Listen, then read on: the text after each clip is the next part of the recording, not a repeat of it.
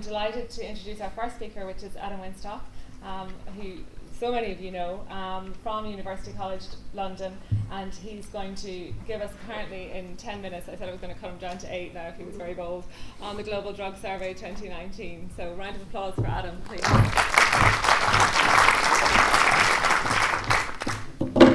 Hello, I'm just going to get going because I ain't got much time. Trying to cover 120,000 people in 30 countries in 10 minutes is difficult, but here we go.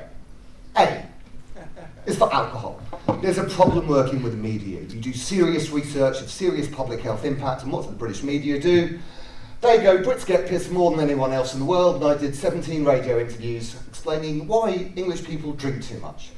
But we made it to almost the front page of the Sun. You get drunk 51 times a year. The Dutch get drunk much less. If you're in Chile, it's only 16 times a year. B is for bribes. The country where you were most likely to bribe police in the world if you got caught was Mexico and Colombia, where 20% of people said they'd offered bribes in the last year to escape arrest. The really spooky finding was that in Germany, 8% of almost 40,000 people said they'd offered bribes to the police. I have no idea if sites are going to report that today. C is for cocaine. Cocaine is going up in purity. We're seeing increased acute risks and mortality. So 4 years ago, 0.5% of the global respondents to Global Drug Survey ended up in the emergency department. This year it was 1.1%. In the UK it was 1.5%. As coke's got better, the price has gone up a little bit, but perceived value for money has almost doubled. So perceived value for money in GDS2014 globally was about 2.9 out of 10. This year globally it was about 5. If you look at the stats really closely, you'll see that the price increase, which is about 23% in lots of countries, is matched exactly by the perceived value for money increase, which is fascinating. There's a lovely piece of work which I'll talk to you about cocaine in just a moment. D is for darknet. So we've been tracking this for 7 years. And in most countries, we're seeing a year-on-year increase in the number of people who are buying drugs off the darknet. I just realised I can move, which is great. The country that buys its drugs off the darknet most of all is Finland. Why? Because it's a country that's difficult to get drugs into. The UK are pretty consistently number 2, with 28% of people buying drugs on the darknet. What drugs are people buying on the darknet? Cannabis, MDMA, LSD, with a big increase in the number of people buying psychedelics like DMT and 2CB. Darknet is obviously also for the drinks meter. Version 3 has just been released and it's flipping awesome, so please download it. And if any of you can be bothered, give it a 5-star rating on the app stores, please. It's free, anonymous, confidential. We just launched an Australian version funded by New South Wales Health. E is for emergency medical treatment. The drug that was most likely to land you in A&E was heroin, with about 1 in 6 women and 1 in 11 men, I think. Drugs like novel psychoactive drugs and crystal meth, it's about 3%. MDMA, we saw a slight dip this year, where it was only 1.3% of last year users who ended up in the emergency department. Pretty consistent, but you can see for many drugs, women seem to be at higher risk. If you look at alcohol, 1.7% of people ending up in the emergency department. If you were in Australia, it was 4.1% of a sample of 8,000 people ended up in the emergency department. So Australia, tranquilo. F is for fair trade cocaine.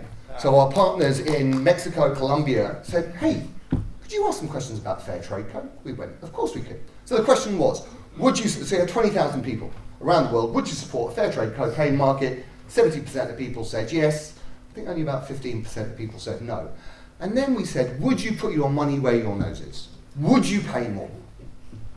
And 85% of people said yes, we would pay more. On average, people would pay 25% more. The global cocaine market is worth $140 billion a year. Add 25% on that, Donald Trump could build his wall. G is for Germany.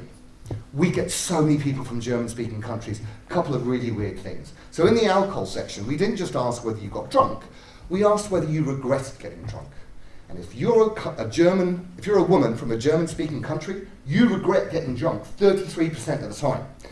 And what's also interesting is a few years ago we looked at motivations for drinking less, and the second biggest motivation for people from German-speaking countries to drink less was social humiliation. The Dutch and the British and the Aussies couldn't give a monkeys.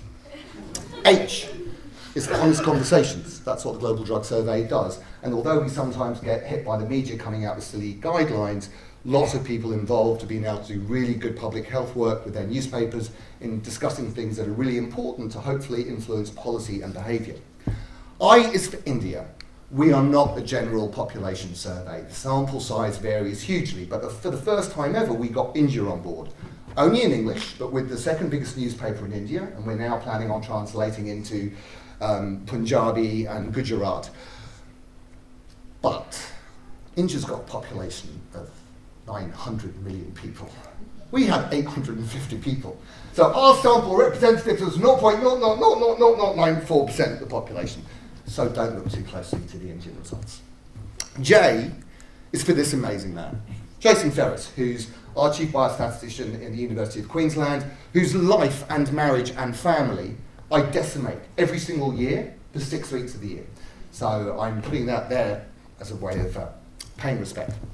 K, I sat there yesterday going, shit, what drug begins with K? And someone just went, oh yeah, okay. K's for ketamine. Ketamine's back. New routes, new supplies. Most countries have seen a pretty big jump in their ketamine use, so we need to kind of go back to reminding people not to drink alcohol with ketamine. The combination is the worst combination rated by people who use drugs, with risks of bladder harms. Oh, there we are. L is for LSD. Most people who use LSD and mushrooms do so 4 times a year. The interesting fact about LSD is it's doubled in price in the last year. Somebody out there is exploiting the fact that it's now the flavour of the month. M is for probably the single best story in this year's Global Drug Survey, which everyone has missed. We had 55,000 people who evaluated marijuana health labels, and they work. If you've got a legalised market, you need to have mandated cannabis labels. There they are. N is for numbers. We've now had over 700,000 people have taken part in the Global Drug Survey. If you add in the apps, we're probably at 850. O is for opioids.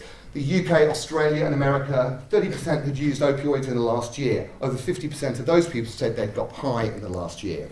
P is for psychedelics. An amazing piece of work done with people at Stanford, Johns Hopkins and Imperial on the acceptability of psychedelics in psychiatry.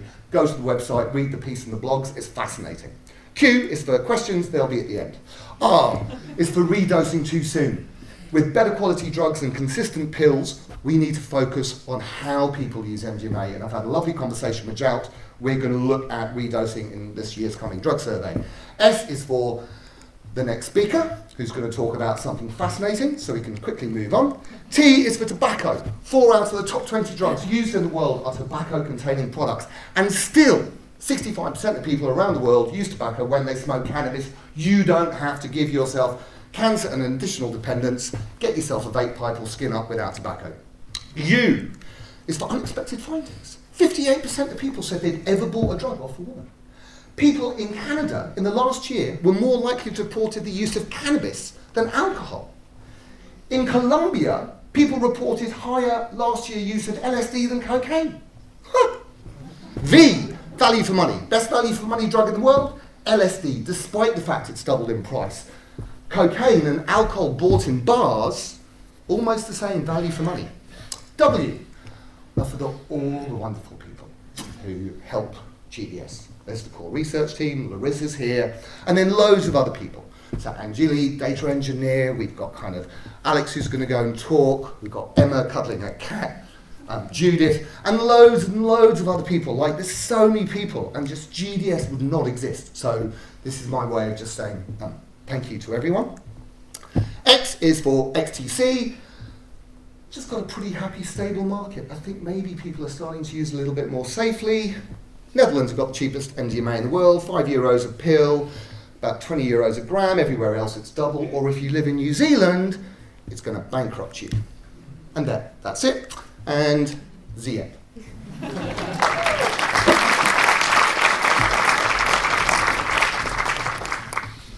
So we can now safely say that nobody has to be concerned ever again about chairing a plenary that Adam is leading. Thank you so much, Adam. We're all highly energised now.